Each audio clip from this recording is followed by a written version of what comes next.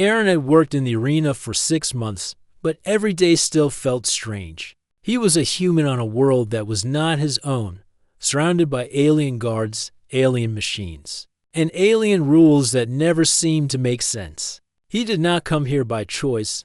He had been part of a trade mission that ended in disaster. When the alien empire seized his ship, he and the other survivors were sent to the arena world, a place where warriors and captives fought for the entertainment of others.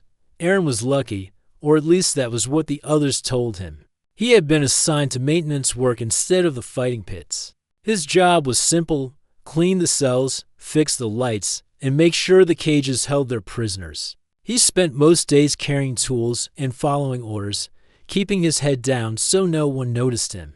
But there was one prisoner no one wanted to get near. At the far end of the arena's holding cells was a massive cage reinforced with thick metal bars and glowing energy locks. Inside that cage sat the largest alien Aaron had ever seen. She was a Giantess, easily 3 times his height, with rich teal blue skin that caught the light even in the dimness of her prison.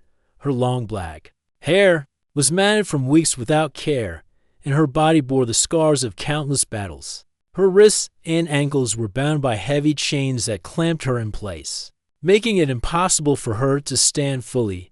The arena workers called her the Beast. They said she had crushed soldiers with her bare hands before they managed to subdue her. They said she hated humans most of all. Some even whispered that she had eaten one of the guards. Aaron never believed the stories. Every time he passed her cage, he saw something different. Her golden eyes would follow him quietly. They were not the eyes of a monster. They were tired, hollow, and filled with a kind of deep sadness he could not ignore. One day, while hauling scraps from the kitchen, Aaron noticed something strange. The tray of food meant for her cell had been left on the floor outside the door. None of the guards had delivered it. Hours passed, and no one moved it. He asked one of the guards about it, but the man laughed in his face. "Feed her yourself if you want," the guard sneered. "I am not stepping near that cage. She is dangerous." That was when Aaron understood no one dared to feed her. That night, as the arena quieted and the crowd's cheers faded into silence, Aaron found himself standing in front of her cage. The food tray in his hands shook slightly. He felt foolish. He could not explain why he was doing this. She was not human. She was a fighter from some faraway world. But she was also chained, starving, and alone. Her golden eyes locked onto him the moment he stepped forward. She did not speak. She only watched, unblinking, as if waiting for him to make a mistake. Aaron swallowed hard and crouched near the bars. "I brought you food," he said. His voice came out smaller than he intended. She tilted her head slightly, but did not respond. Carefully, Aaron slid the tray under the bars. For a long moment, nothing happened. She stayed perfectly still, her eyes fixed on him. He began to wonder if she would refuse to eat at all. Then, slowly, she leaned forward, her chains clinking as she moved. One large hand reached through the bars and pulled the tray toward her. She sniffed the food cautiously before taking a bite. Aaron let out the breath he had been holding. He wanted to step back, to leave now that his job was done. But he stayed. Something about the way she ate felt strange. She was hungry, yes, but she did not eat like an animal. She ate carefully, almost politely, as if she did not want to scare him away. After a few moments, she stopped eating and looked back at him. Aaron froze. Her deep, rumbling voice filled the air. "Why?" she asked. The single word startled him. He had heard she could not speak their language, but now she was speaking it perfectly. "Why what?" he asked, his throat dry.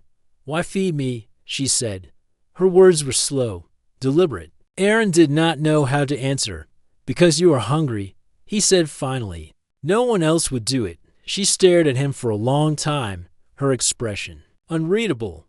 Then, to his surprise, she gave a slight nod. It was not gratitude exactly, but it was not hostility either. It was something else. Aaron stood and backed away slowly, unsure of what he had just done. He did not know if she would remember his face tomorrow or if she would even care. But as he left the cage behind, he felt something stirring inside him. The next day came with the usual chaos of the arena. The halls echoed with the metallic clatter of guards marching, the hum of strange alien machines, and the muffled roars of distant prisoners. Aaron did his routine quietly. As always, he kept his head down, fixed what needed fixing, and avoided the guards when he could. That was the safest way to survive in this place. But all day his thoughts kept drifting back to the Giantess in the cage. Had she eaten all the food? Was she angry that a human dared approach her? Did she even care at all that someone had shown her a small kindness? He told himself it was none of his concern. He was just a maintenance worker. He had no right to involve himself in the affairs of prisoners, especially one as dangerous as her. And yet, when his shift ended and most workers retired to the sleeping quarters, Aaron found himself walking back toward the far end of the cell block. The corridors were quiet now. Most of the guards had gone to drink and brag about their victories. The only light came from the glowing strips along the walls and the faint blue energy that pulsed through the locks of the cages. It felt like the whole arena was asleep. Her cage stood as it always had, massive and cold. But something was different this time. She was awake. The Giantess sat against the wall, her knees drawn up slightly, the heavy chains still binding her arms and legs. She looked stronger today, though still weak from her captivity. When Aaron stepped closer, her golden eyes opened slowly and fixed on him. She remembered him. That realization made his chest tighten. He had not been just another faceless worker to her. She had noticed him. Aaron carried another tray of food, this one heavier than before. He had convinced the cook to give him extra portions, lying that the guards needed it for one of the fighters. His hands trembled slightly as he approached the cage. "I brought more," he said, his voice quiet. She did not answer at first. Instead, she tilted her head, studying him like a puzzle she could not solve. Then she leaned forward, the chains clinking as she moved. "Human," she said finally, her deep voice cutting through the silence. Aaron nearly dropped the tray. The way she said it was not cruel or mocking. It was simply an acknowledgement, like she had decided to call him by what he was. He crouched again, sliding the tray carefully under the bars. "You can call me Aaron," he said after a pause. She blinked slowly. "Aaron," she repeated, her accent heavy but clear. He nodded. "And your name?" Her expression shifted slightly. "Shara," she said. Shara. The name sounded powerful, fitting for someone like her. Shara pulled the tray toward herself and began eating with the same deliberate care as before. Aaron watched silently, the way she moved, the way she paused between bites to glance at him. It was hard to see her as the savage monster the guards described. She was something else entirely. After a while, Shara spoke again. "Why do you come back?" Aaron hesitated. He did not have a good answer. "Because you are hungry," he said. She studied him for a long time. "You risk much. They will not." Like this, he knew she was right. If the guards caught him feeding her, they would punish him. They might even throw him into the fighting pits as entertainment. But when he looked at her, chained and starved, the risk seemed worth it. "I do not care," he said simply. Shar gave a low, rumbling sound that almost sounded like laughter. It was the first time he had seen any trace of humor from her. "You are strange, Aaron," she said. The words warmed him more than he expected. For a while, they sat in silence. Shara ate slowly, savoring every bite, while Aaron leaned against the wall across from her cage. He did not know what to say, and yet he felt no need to fill the silence. Finally, she spoke again. "This place, it is not for you." Aaron frowned. "It is not for you either." Shara's golden eyes flickered with something: anger, pain, or perhaps memory. "No," she said softly, "it is not." Aaron wanted to ask her how she had ended up here, what her people were like, why someone as powerful as her had been captured. But he did not. He had learned quickly in the arena that asking too many questions could get you hurt. Instead, he asked something simple. "Do the chains hurt?" She looked at the heavy metal clamps on her wrists. "Yes," she said, "but pain is not new to me."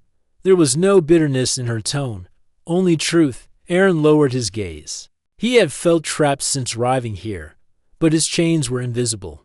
Char's were not. Before he could say anything else, heavy footsteps echoed from the corridor. Aaron froze.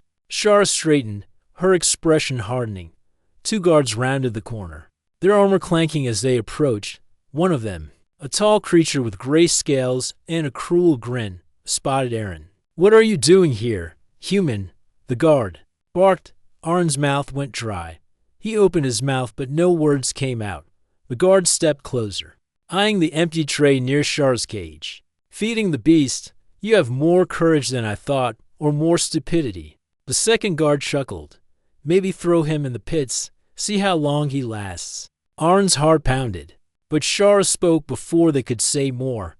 "Leave him," she growled, her voice low and dangerous. The guards froze. Even chained, she had a presence that made them hesitate. The tall guard sneered but did not push further. "Enjoy your pet human, beast. His kindness will not save you." They turned and left, their laughter echoing in the hall. Aaron let out the breath he had been holding. Char's gaze softened slightly. "You were lucky," she said. Aaron nodded weakly. "I know." But as he left her cage that night, one thought burned in his mind. If the guards were already suspicious, how long before they decided feeding Char was a crime worth punishing?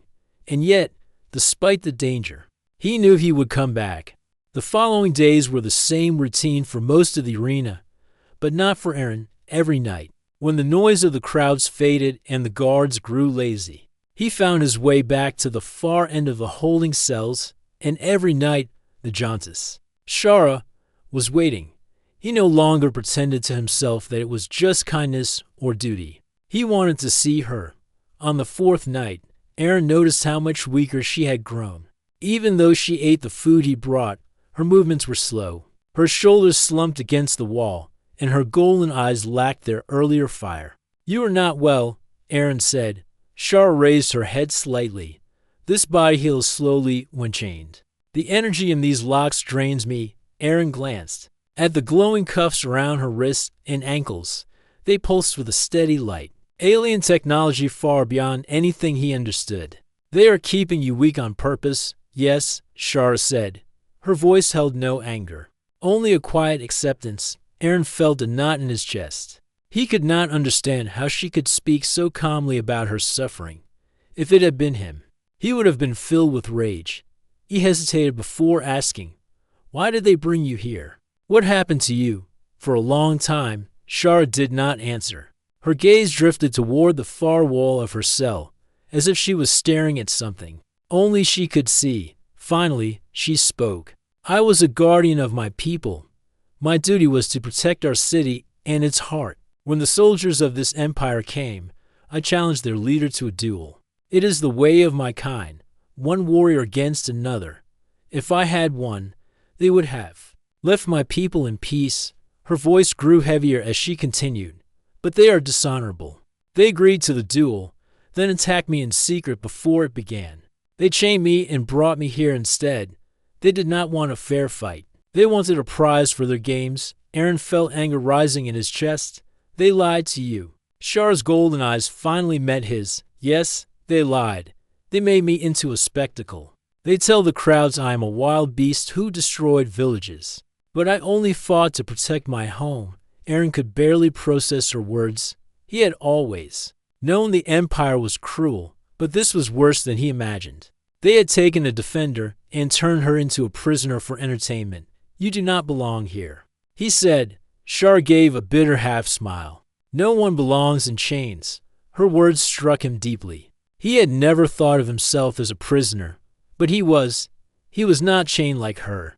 But the arena held him all the same. He worked where they told him, slept where they allowed, and kept quiet to avoid punishment.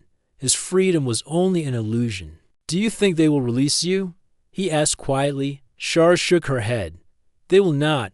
I am too dangerous for them to set free.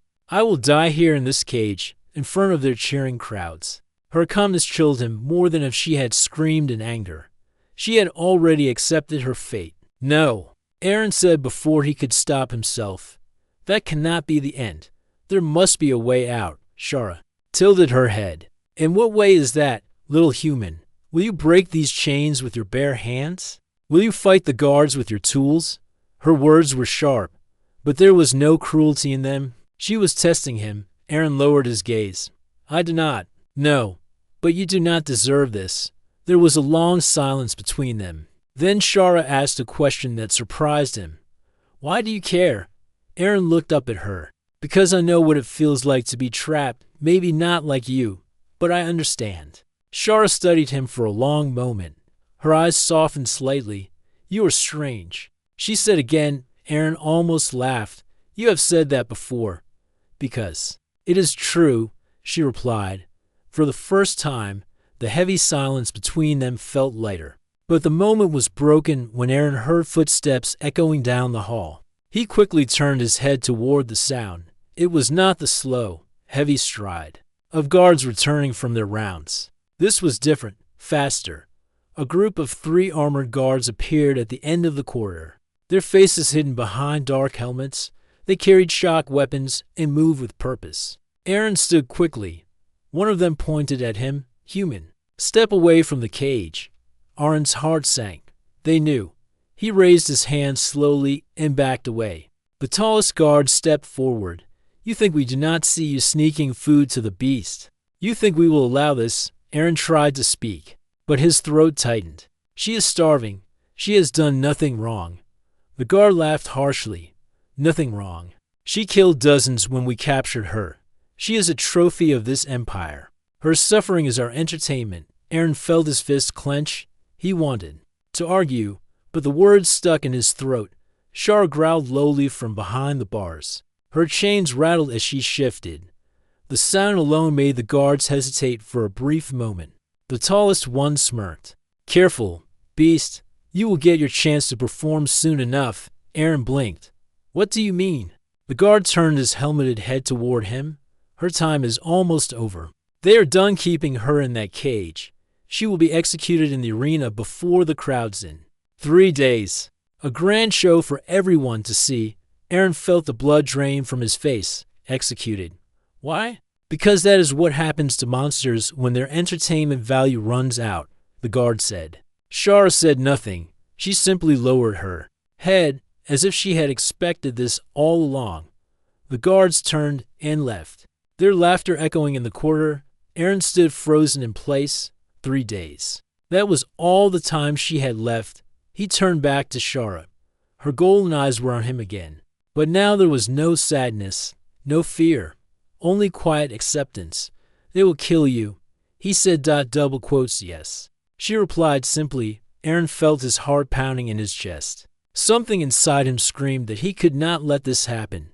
He had spent so long surviving, keeping his head down, pretending he could not change anything. But this time was different. Shara had trusted him. She had told him her truth. And now they were going to kill her for the entertainment of others. No, he said, his voice shaking. I will not let them. Shara's head tilted slightly. And what will you do, little human? Aaron did not have an answer, but he knew one thing. He would not let her die in chains. Aaron could not sleep that night. He lay on the thin mattress in the workers' quarters, staring at the metal ceiling above him. The air smelled of rust and oil, and the constant hum of the arena's machines made rest impossible. All he could think about were the guard's words, 3 days. That was all the time Shara had left. He turned over, squeezing his eyes shut, trying to silence the thoughts in his head, but it was useless. He saw her face every time he closed his eyes, the golden eyes that had looked at him without hate, the voice that had told him her truth without begging for pity. She was ready to die, but he could not accept it. She deserved better. When morning came, Aaron was no closer to a plan. He spent the day fixing lights, repairing cages, and doing whatever the supervisors ordered, but his mind was elsewhere. How could a single human worker save someone like her? He had no weapons, no authority, and no allies. The idea of freeing her seemed impossible. But then he thought of how she had been captured. They had tricked her. They had used lies and dishonor to take her down. The Empire was powerful, yes, but they were also arrogant. They believed no one would dare challenge them. Perhaps that arrogance could be used against them. That night, when the arena quieted, Aaron returned to Char's cage. She was sitting in the same place as always, her arms resting on her knees, her head lowered. The chains still glowed faintly, draining her strength little by little. She did not lift her head until he stepped close. "You came back," she said, her deep voice calm. "I had to," Aaron said. He looked around the corridor to make sure they were alone, then crouched by. "The bars. They are going to kill you in 3 days. You know this, yes," she said simply. Aaron's hands curled into fists. "I did not want that to happen." Char's golden eyes studied him for a long moment. "You cannot stop it, Aaron. You are only one man." "Maybe," he admitted, "but I can try.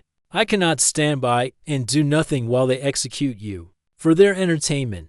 She tilted her head slightly. "Why? You do not know me. I am not of your kind. Why risk your life for me?" Aaron swallowed hard. He did not have a simple answer. "Because it is wrong. Because you do not deserve this. Because you trusted me when no one else would. I cannot let them kill you like this." Char was silent for a long moment. Her eyes softened slightly. "You speak like one of my people," she said. Aaron blinked. "Your people?" She nodded. "Among my kind, we believe a warrior's life must end with honor. To die in chains before a cheering crowd is no death for a warrior. It is a disgrace. You understand this." Aaron leaned closer. "Then help me. Tell me how we can stop them." Her gaze sharpened. "You want to free me, yes?" Aaron said without hesitation. Char did not respond immediately. She stared at him, as if trying to judge the truth in his words. Then she lowered her voice. "These chains are locked with energy binds connected to the arena's control systems. Only the Overseer's codes can release them. Without that, I cannot break free. Even my strength is useless against these bonds." Aaron's mind raced. "The Overseer, where is he?" "In the high chambers above the arena. Always guarded, always watching." Aaron felt a sinking feeling in his stomach. That made sense. The Overseer controlled everything that happened here. Stealing his codes would be as dangerous as attacking the guards head-on. But he could not back down. "If I can get the codes." Aaron said, "Can you escape?" Char's golden eyes glimmered. "If these chains fall, no one in this arena can stop me." Her words carried no arrogance. They were promise. Aaron nodded. "Then that is what I will do." Char leaned forward, slightly, her expression unreadable. "You would risk everything for me. You know if they catch you, they will kill you." Aaron's heart pounded, but his voice stayed firm. "I know." For a moment, she simply stared at him. Then she said, "You are either very brave, Aaron, or very foolish. Maybe both." He said with a weak smile. Char did not smile back, but her gaze softened again. "If you do this, you must act quickly. They will move me to the arena before the execution. After that, there will be no chance." Aaron nodded. "I will find a way." Before he could say more, footsteps echoed down the corridor. Aaron jumped back from the bars just as the guards appeared. One of them glared at him. "You again. What are you doing here?" Aaron forced a calm expression. "Maintenance," he lied. "I was checking the locks." The guard sneered. "The locks are fine. Leave." Aaron obeyed, walking away with his heart pounding in his chest. That night, back in the workers' quarters, he could barely think. He needed a plan. Getting close to the Overseer's chambers would be impossible for a lowly worker. The guards would never let him near, unless they had a reason. The next morning, Aaron watched the guards carefully as they moved through the arena. He noticed one thing. Workers were often called to the high chambers to deliver supplies or perform repairs. If he could get assigned to one of those tasks, he might have a chance. By midday, he had his opportunity. A supervisor barked orders in the mess hall. "We need someone to deliver replacement panels to the Overseer's chambers. Any volunteers?" Aaron raised his hand before he could think. The supervisor glanced at him. "You. Fine. Go now." It was happening. His heart raced as he gathered the heavy panels and loaded them onto a hover cart. The path to the high chambers was guarded by 2 soldiers who checked his work order carefully. Before letting him pass inside, the air was different, cleaner, quieter. The Overseer's chambers. were lined with strange glowing screens that showed every part of the arena. Aaron kept his head down, pretending to focus on his work as he replaced the panels near one of the consoles. But his eyes kept drifting to a device on the overseer's desk. A small black tablet with the arena's crest glowing on its surface. It had to be the control key for the energy locks. This was it. Aaron's palms were slick with sweat. He had one chance. If he took it and failed, he would die.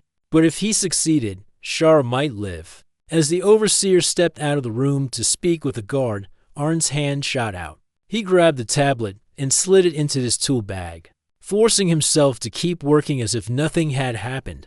When the overseer returned, Aaron kept his head down and finished the task quickly. By the time he left the high chambers, his heart was beating so hard he thought it would give him away. But he had done it. He had the key to Shara's freedom. Aaron spent the next day carrying the weight of what he had done. The stolen tablet felt like it burned in his tool bag every time he touched it. It was not just a piece of technology. It was a death sentence if anyone discovered it. The workers around him did not notice his unease. They were too focused on their own tasks, too beaten down by the life in the arena to pay attention to one more tired human. Even the guards did not give him a second glance. It gave him a small advantage, but it would not last long. That night, when the corridors were silent and the guards had mostly left for their quarters, Aaron returned to Shara's cage. She was waiting. She always was, her golden eyes locked onto him the moment he stepped into view. He crouched close to the bars, his hands trembling as he pulled the stolen tablet from his bag. "I did it," Aaron whispered. Shara leaned forward, the chains clinking against the floor. "What is that?" "The overseer's control key. I think this can unlock your chains." For a moment, Shara said nothing. Her expression was unreadable. Then she gave a single nod. "You have risked much, Aaron." "Not enough," he said. "We still need to get you out of here." Her gaze sharpened. "You have a plan?" Aaron swallowed hard. "Not a full one. But I know they will bring you to the arena soon. I can use this to free you there. It will be chaotic. Maybe we can use that to escape." Shara tilted her head slightly. "You are willing to fight beside me, yes?" The word came out before he could stop himself. She studied him for a long moment. "You are braver than I thought." Aaron almost laughed, though there was nothing funny about this. "Or just desperate." Shara leaned closer to the bars. "Desperation can make a warrior out of anyone." Her words lingered in his mind for the next two nights. Aaron prepared as best as he could. He mapped out the corridors in his head, paying attention to the guard rotations and the layout of the arena. He memorized which doors led to the hangars, which to the supply docks, and which to dead ends. He collected small tools that could be used as weapons, though he knew they would be nearly useless against the guards' energy weapons. And every night, he returned to Shara's cage to tell her what he had learned. She listened carefully, asking questions, offering advice, and correcting his mistakes. She had the mind of a soldier. Even chained, she thought like a strategist. By the end of the second night, they had a plan. When the guards brought her to the arena for her execution, Aaron would be nearby, disguised as a maintenance worker assigned to the floor team, using the stolen tablet. He would disable the locks on her chains. She would do the rest. It was simple. Too simple. But there was no time for anything better. On the third morning, Aaron woke before the others. He could not eat. His hands shook as he gathered his tools and the tablet, hiding them under his work clothes. He moved like a shadow through the corridors, avoiding eye contact with anyone. When he reached Shara's cage, the guards were already there, preparing her for transport. They were rough with her, barking orders in their alien tongue as they tightened her chains and attached energy rods to keep her subdued. Shara did not resist. She did not speak. But when her eyes found Aaron across the hall, he saw the fire in them again. This was it. The guards dragged her out of the cage and down the corridor. Aaron followed at a distance, his heart pounding so loudly he thought it might give him away. The arena floor was massive, a circular pit surrounded by towering walls and packed with thousands of cheering spectators. The sound was deafening. Storm of voices eager to see blood. Shara was led to the center of the pit, where they forced her to her knees. Heavy clamps locked her chains to the ground. Above, the overseer sat in his viewing box, watching with cold detachment. Aaron moved along the edge of the arena, blending in with the workers who were setting up the stage. His hands clutched the tablet under his clothes. He had to wait for the right moment. When the overseer stood and raised his hand, the crowd fell silent. His amplified voice boomed across the arena. He spoke of justice, of punishment, of how this beast had threatened their empire and now would pay the price. The crowd roared in approval. Arn's stomach turned. He crouched near one of the control panels on the arena floor, pretending to work as he pulled out the tablet. His fingers flew across the screen, searching for the control codes. Come on, he thought desperately. On the stage, Shara lifted her head. She did not look at the overseer. She did not look at the crowd. She looked at Aaron. It was now or never. Aaron found the code. He pressed the command. The clamps on Shara's chains released with a hiss. The energy locks on her cuffs powered down. For a moment, the arena was silent, confused. Then Shara moved out in one smooth motion. She surged to her feet, towering over the guards who had thought her beaten. The chains that had bound her for so long clattered to the ground. The nearest guard raised his weapon, but Shara's massive hand caught him before he could fire. She threw him across the arena like a rag doll. The crowd erupted, screaming in shock and fear. Aaron ducked behind the control panel as chaos erupted. Guards swarmed the arena, but Shara moved like a force of nature. She was not wild. She was precise. Every strike was deliberate, every movement controlled, even in the middle of the chaos. She never lost sight of Aaron.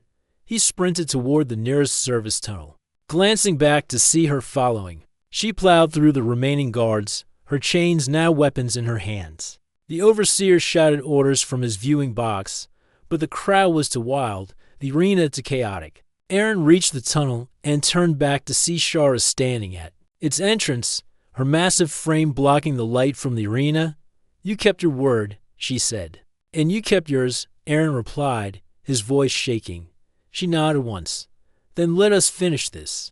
Together, they disappeared into the tunnels as the arena behind them descended into pandemonium. The tunnels beneath the arena were a maze of metal carters, pipes, and shadowy corners. Aaron had walked them many times as a maintenance worker, but never like this. Never with alarms blaring above, never with the thunder of boots echoing behind him, and never with a towering alien warrior running at his side. Shara moved like a storm. Her chains clanged in her hands as she ran, ready to use them as weapons. Even weakened from her long captivity, she was terrifyingly fast.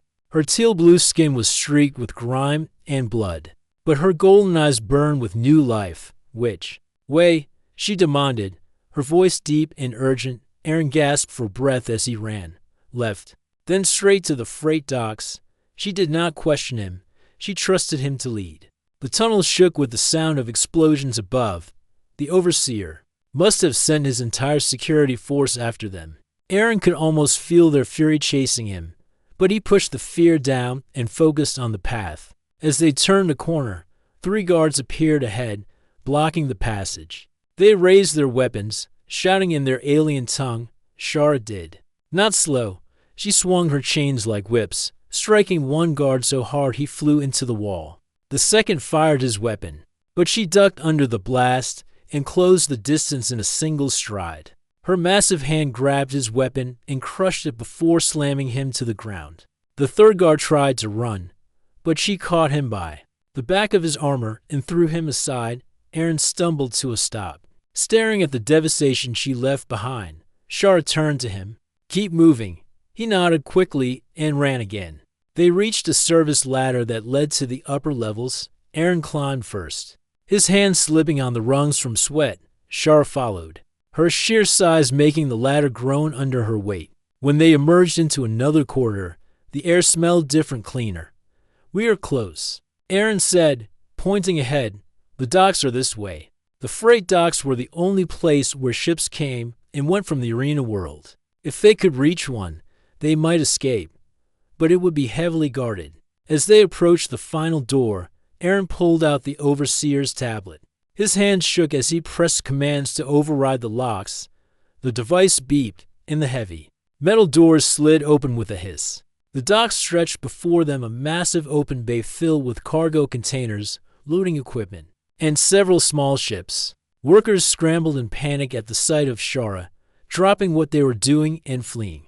But the guards were ready for them. A squad of soldiers in heavy armor blocked the way to the nearest ship. They were armed with rifles and shock batons. Their formation tight and disciplined, Aaron's heart sank.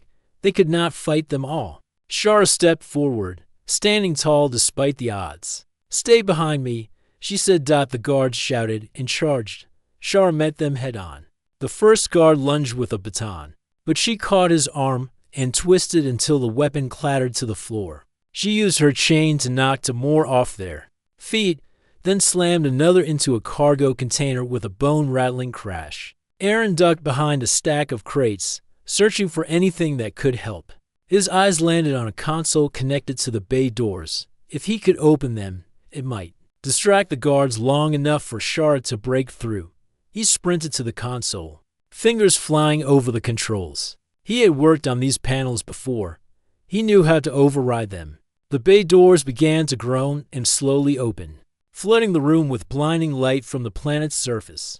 The guards shouted in alarm, their formation breaking as some turned to stop the doors. "Shara!" Aaron yelled. She understood immediately. With a roar, she charged through the gap in their defense, her massive frame a blur of motion. She grabbed one of the guards by his armor and hurled him into two others, clearing a path. Aaron ran to her side. Together, they sprinted toward a small transport ship near the edge of the dock. More guards poured into the bay from the other entrances. Blaster fire lit the air, scorching the metal floor around them.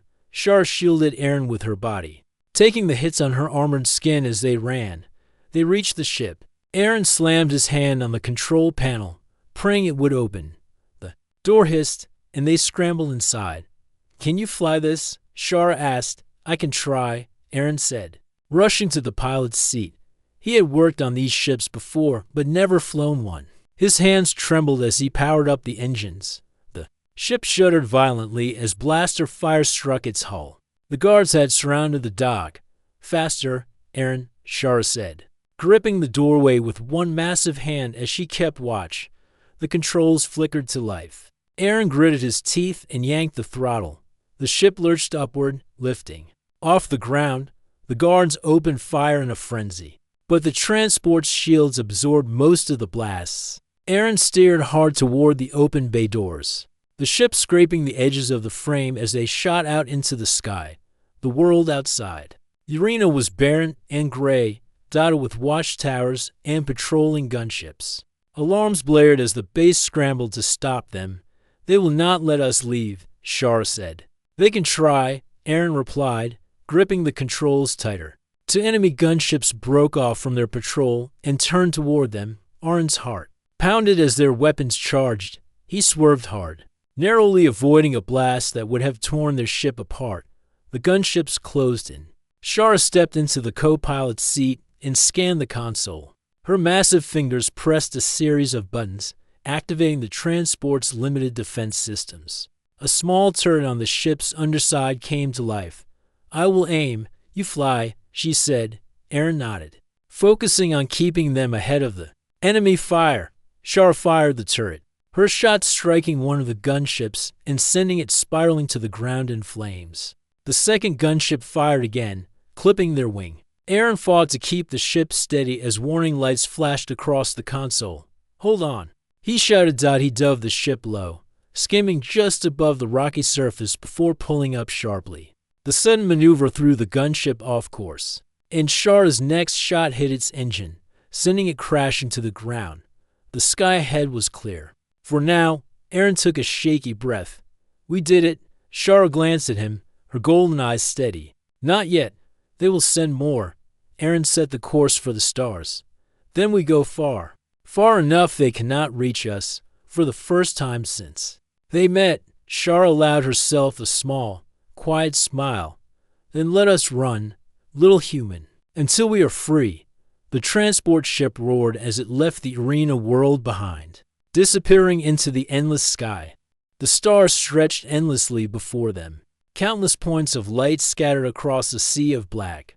The transport ship hummed softly as it sailed through space, its damaged hull groaning now and then from the strain of their escape. Aaron sat in the pilot's chair, staring at the glowing instruments, though his mind was elsewhere. His hands were still trembling from the fight. He had never felt so close to death. Every time he blinked, he saw flashes of it again, guards firing at them, the gunships chasing them, Shar ripping through soldiers like they were paper. They had survived. Somehow, they had survived. But where would they go now? Behind him, Shar sat on the floor of the small cabin, her massive frame making the space seem even smaller. She had used strips of fabric from the ship's storage to wrap around her worst wounds. Even injured, she looked unbroken, her golden eyes sharp as ever. "You are quiet," she said, her deep voice rumbling through the cabin. Aaron glanced back at her. "Just thinking." "About what?" He hesitated. "About what comes next. We cannot go back." "They will be chasing us," Shar nodded. "They will. The Empire does not forgive those who humiliate them. They will send ships, hunters, maybe even assassins." Aaron's throat tightened. "Then where can we go? They control half the galaxy." Shar leaned back against the wall, chains still wrapped around one of her arms like a crude weapon. "There are places beyond their reach. Hidden worlds, refugee colonies. I can take you there. You know where to go." "Yes," she said simply. "I was a guardian of my people. I know the paths others do not." For a moment, Aaron just stared at her. She spoke with such certainty, such quiet strength. He had spent so long in the arena, living like a shadow, that it felt strange to be with someone who carried themselves with purpose. "Then we go there," he said finally. Shar tilted her head, studying him. "You do not have to stay with me, Aaron. You could leave this ship when we find a safe place, start your own life, far from the Empire." Aaron frowned. "And what about you?" "I will return to my people," she said, "if they still live. If not, then I will find those who destroyed them." Her words were heavy, carrying an unspoken promise. Aaron turned back to the controls. "Then I am staying, at least until I know you are safe." There was a pause. Then Shar said softly, "You are strange, little human, but I am glad for it, for a while." They flew in silence. The only sounds were the hum of the engines and the faint beeping of the ship's damaged systems. Aaron thought about the life he had left behind. The arena had been a prison, but it was familiar, safe in a cruel way. Out here, everything was uncertain. He did not know if they would survive the next day, but for the first time in years, he felt something he had not felt in a long time. Hope. Shar interrupted his thoughts. "You fought well." Aaron blinked, surprised. "Me? I barely did anything. You freed me. You kept your head when others would have frozen. You are no warrior, but you have the heart of one." Her words warmed him more than he expected. "Thank you," he said quietly. Shar nodded. "If you stay with me, you will need to become stronger. The galaxy is not kind to the weak." Aaron glanced at her. "You will teach me." A faint smile touched her lips. "If you are willing to learn." For a long time, neither of them spoke. The stars outside drifted by slowly, endless and quiet. But peace never lasted. A shrill alarm cut through the cabin. The ship's console flashed red. Aaron's heart leapt into his throat. "No," he muttered, checking the readings. "They found us. An Imperial tracker." Shar stood in an instant, towering over him. "How close?" "Too close," Aaron said. "They must have tagged the ship before we left." Shar strode to the co-pilot's seat, scanning the controls. "Can this ship outrun them?" "Not for long," Aaron admitted. "The engines are damaged." Shar's gaze hardened. "Then we do not run. We fight." Aaron stared at her. "Fight against Imperial hunters. This ship barely has weapons." Her golden eyes met his. "You freed me, Aaron. Now I will keep you alive." She moved to the weapons console, her massive fingers working quickly. "There is an asteroid field nearby. If we reach it, their larger ships cannot follow. But we will need to hold them off until then." Aaron's hands gripped the controls. "Then let's do it." Moments later, The blackness of space lit up with enemy fire. A sleek Imperial fighter dropped out of hyperspace, its cannons glowing as it closed the distance. Aaron swerved hard, the small transport shuddering under the stress. Shara fired the turret, her shots grazing the fighter but not slowing it down faster. "Aaron," she said. "I am trying," he replied through gritted teeth. The fighter loomed closer, its weapons locking onto them. Shara's voice was steady. "Do not fear them. Fear makes you slow. Focus." Aaron took a deep breath, forcing his shaking hands to steady. He weaved through the stars, heading straight for the asteroid field ahead. The Imperial fighter followed, firing relentlessly. "Now," Shara said. Aaron jerked the ship sharply to the left, narrowly avoiding a blast that would have torn through their hull. Shara's turret fire hit the fighter's wing, sending it spinning out of control. They shot into the asteroid field, weaving between massive rocks that floated like silent giants. The Imperial ship tried to follow, but its larger frame could not match their maneuverability. It clipped an asteroid, spinning out of pursuit before disappearing from the sensors. Aaron slumped back in his seat, gasping for air. "We made it." Shara kept her eyes on the screen. "For now. But they will not stop hunting us." Aaron nodded slowly. "Then we stay ahead of them, one step at a time." Shara's expression softened. "You are learning already." As the ship drifted deeper into the safety of the asteroids, Aaron finally let himself breathe. They were alive, free, and for the first time, he felt like he had a purpose beyond survival. Shara turned to him. "When we leave this place, I will take you to my people. If they are gone, then we will find somewhere new.